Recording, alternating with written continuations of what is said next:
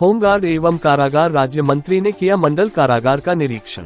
उत्तर प्रदेश के बांदा में आज प्रदेश सरकार के होमगार्ड एवं कारागार राज्य मंत्री के द्वारा बांदा मंडल कारागार का निरीक्षण किया गया। निरीक्षण के दौरान राज्य मंत्री के द्वारा कारागार के पाकों का निरीक्षण करते हुए जेल के अंदर सफाई व्यवस्था व अन्य चीजों का निरीक्षण करते हुए जेल के अंदर बंद सभी कैदियों को कंबल एवं गर्म कपड़े वितरण करने का काम किया गया। राज्य मंत्री के कारागार निरीक्षण के दौरान जिलाधिकारी सहित जनपद के तमाम और अधिकारी मंडल कारागार में मौजूद रहे। राज्य मंत्री ने जेल में बंद कैदियों से मुलाकात करने आने वाले लोगों से भी सुविधा और असुविधा के बारे में जानकारी ली।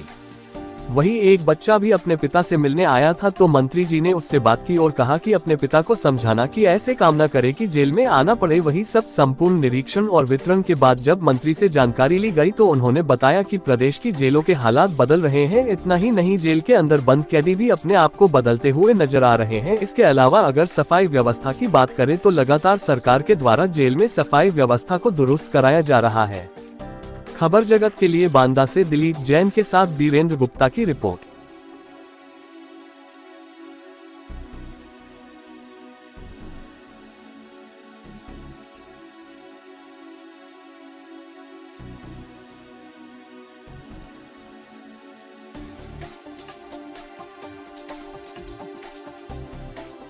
मंडल कारागार का निरीक्षण किया है, क्या उद्देश्य था, क्या कहना चाहिए?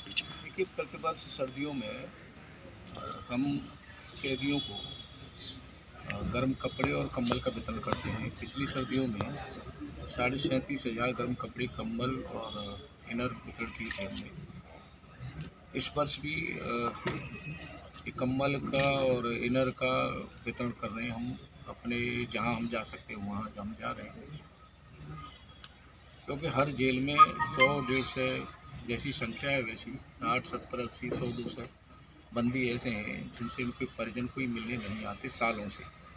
उनके पास पहनने वाले कपड़ों की कमी रहती है और सर्दी से बचाव के लिए प्रतिवर्ष हम कर रहे हैं। और ये भी एक अभियान चला करके हम अभी यहाँ कंबल और इनर वितरण किया है। फिर इसके बाद चित्रकूट जाना, उसके बाद नैनी जाएंगे और साथ साथ में कैदियों के साथ संवाद भी करते हैं। और संवाद का एक विशेष कारण है कि 40 साल से नीचे की नौजवानों की संख्या बहुत बड़ी, 80% लगभग जेल में संख्या है। नौजवान हमारा भविष्य है, हमारे देश का, हमारे प्रदेश का। किसी भी कारण से देश का, प्रदेश का भविष्य न बन पाए तो हर नौजवान अपने घर का भविष्य है। और इतनी बड़ी संख्या नौजवानों की जेल में है तो क्यों है? इसलिए उनके साथ संवाद करके उनको परिवार से कनेक्ट जब करते हैं तो तमाम कैदी भावुक होते हैं। और उस समय हम उनसे संकल्प कराते हैं कि दोबारा जेल से बाहर जाने के बाद कोई गलती नहीं करनी है, कि आप जेल में आए, परिवार संकट में रहे। उस समय सभी कैदी संकल्प करते भी हैं। यहाँ भी जितने कैदी संवाद में थे सब ने संकल्प किया है। हम मानते हैं कि सभी ना कर पाएँ तो 10%, 20%, 30% अगर कैदी की सोच बदलती है और वो क्राइम से बचते हैं, अपराध की दुनिया से बचते हैं, तो ये बहुत बड़ी उपलब्धि है। साथ साथ हम सुंदरकांड हनुमान चालीसा भी बांटते हैं। उसके पीछे का कारण ये है कि कैदी आपस में साल, 6 महीने, 2 साल, 4 साल, 6 साल जब रहते हैं जेल में तो उनके पास में बाहर की दुनिया से कट होते हैं, कोई चर्चा नहीं होती, तो आपस में एक दूसरे के केस की चर्चा ही करते हैं। और वो केस की चर्चा दिमाग में अगर 7-6 साल व्यक्ति करता रहेगा वो दिमाग में घर कर जाएगी। हमारे मन में ये है कि बाहर जाने के बाद उस चर्चा का कहीं अंकुर पैदा हुआ, दोबारा कोई गलती न करा दे। उस चर्चा से बचाने के लिए आप अपने मन को धार्मिक की तरफ लगाइए, धर्म की तरफ लगाइए और फालतू चर्चा से बचिए। किया है, आज मंत्री जी आए हैं, किस तरह का निरीक्षण था और क्या क्या देखा गया? देखिए, जेल मैनुअल के तहत हमें हर महीने कम से कम एक निरीक्षण करना होता है, हमको और कप्तान साहब को संयुक्त रूप से।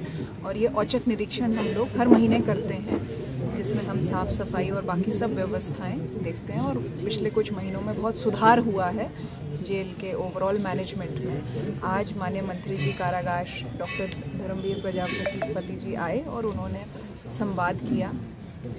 कई कैदियों को उन्होंने कंबल वितरित किए, इनर जो गर्म कपड़ा होता है नीचे पहनने वाला वो उन्होंने दिया।